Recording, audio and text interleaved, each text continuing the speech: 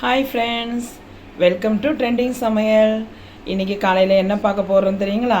நம்ம எவ்வளவோ சாம்பார் வச்சுருக்கோங்க. காய் சாம்பார், வெறும் சாம்பார், அந்த மாதிரி எவ்வளவோ பொருள் வச்சுருப்போம்.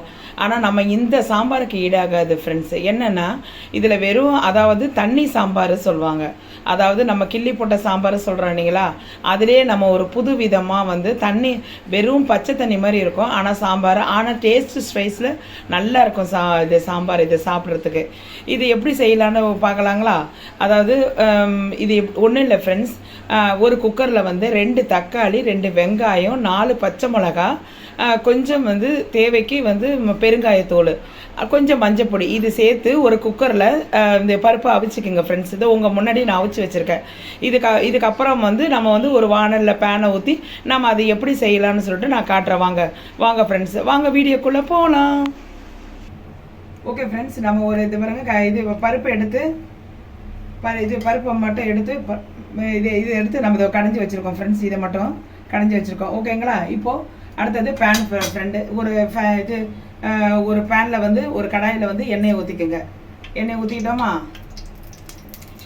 அதில் நம்ம கடுகு போட்டுக்கணும்.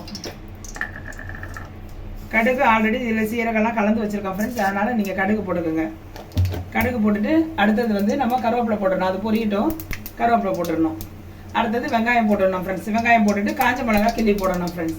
அதுக்கப்புறம் இது பருப்பு எடுத்து ஊற்றிட வேண்டியதா ஃப்ரெண்ட்ஸ். அவ்வளோதான். அதில் ஒரு கொஞ்சோண்டு புளியை மட்டும் ஊற்றிட்டு நல்லா மணக்க இது சாம்பார் இதில் ஒரு வாட்டர் டிஷ்ஷில் இருக்கிற சாம்பார் ரெடி ஆகிடும். இது ஒரு வாட்டி செஞ்சு பாருங்கள். எவ்வளோ சாம்பார் செஞ்சுருக்கோம், இது ஒரு வாட்டி செஞ்சு பாருங்கள். இது ஒரு புதுவிதமாக இருக்கும், சாப்பிட்றதுக்கும் நல்லாயிருக்கும். பசங்களும் வேணும் விரும்பி சாப்பிடுவாங்க. ஓகேங்களா ஃப்ரெண்ட்ஸ்? இதை போய்ங்க கருவேப்பிலை போட்டுட்டு அதை நம்ம காஞ்ச மிளகா போட்டுக்கணும். இது ஒரு நிமிஷம். ஓகே ஃப்ரெண்ட்ஸ், இது பாருங்கள், காஞ்ச மிளகா போட்டோம். காஞ்ச மிளகா போட்ட உடனே இதில் நம்ம கொஞ்சோண்டு வெங்காயம் போட்டுருங்க. கொஞ்சம் நேரத்தில் வெங்காயம் பொரிஞ்ச உடனே அவ்வளோதான் ஃப்ரெண்ட்ஸ், நம்ம எடுத்து ஊற்றிட வேண்டியதான்.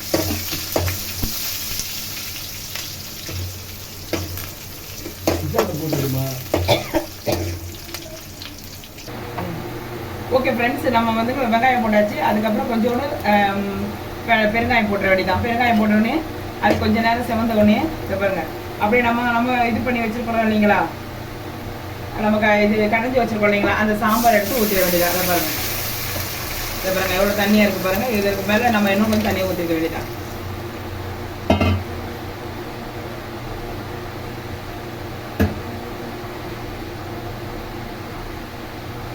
ஓகே ஃப்ரெண்ட்ஸ், இதை பாருங்கள், சாம்பாரை நம்ம ஊற்றிட்டோம். இதில் ஒரே ஒரு கொட்டை மட்டும் புளி மட்டும் அப்படியே கரைச்சி ஊற்றிட வேண்டியதான். ஓகே ஃப்ரெண்ட்ஸ், இதை பாருங்கள், இது நம்ம புளியை கரைச்சி ஊற்றிட்டோம். அதுக்கப்புறம் கொத்தமல்லி கொஞ்சம் போட்டுற வேண்டியதான். ஓகே ஃப்ரெண்ட்ஸ், மணக்க தண்ணி சாம்பார் ரெடி ஆயிடுச்சு. ஓகே ஃப்ரெண்ட்ஸ், இதை பாருங்கள் ரெடி ஆயிடுச்சு. பாருங்கள், மணக்க இது ரெடி ஆயிடுச்சு பாருங்கள். அப்படியே தண்ணி சாம்பார் ரெடி ஆயிடுச்சு. இது எப்படி இருக்குதுன்னு நீங்கள் செஞ்சு பார்த்துட்டு சொல்லுங்கள் ஃப்ரெண்ட்ஸ். இதை பாருங்கள், அப்படியே இது பச்சை தண்ணி மாதிரி இருக்கும், அப்படியே தண்ணி சாம்பார். ஓகேங்களா? நம்மளும் எவ்வளோ சாம்பார் வச்சுருப்போம். நம்ம காய் போட்டு சாம்பார் வச்சுருப்போம், எல்லாம் போட்டு சாம்பார் வச்சுருப்போம். இது ஒரு வாட்டி இதை டேஸ்ட் பண்ண பாருங்கள். எப்படி பச்சை தண்ணி மாதிரி இருக்க பாருங்கள். இதுதான் சாம்பார் ஃப்ரெண்ட்ஸ். இந்த வீடியோ உங்களுக்கு பிடிச்சிருக்கும்னு நான் நினைக்கிறேன். இந்த வீடியோ உங்களுக்கு பிடிச்சிருந்தா லைக் பண்ணுங்கள், ஷேர் பண்ணுங்கள், சப்ஸ்கிரைப் பண்ணுங்கள். கமெண்ட் செக்ஷனில் இது எப்படி இருக்குது செஞ்சு பார்த்துட்டு சொல்லுங்கள் ஃப்ரெண்ட்ஸ். ஓகேங்களா ஃப்ரெண்ட்ஸ்?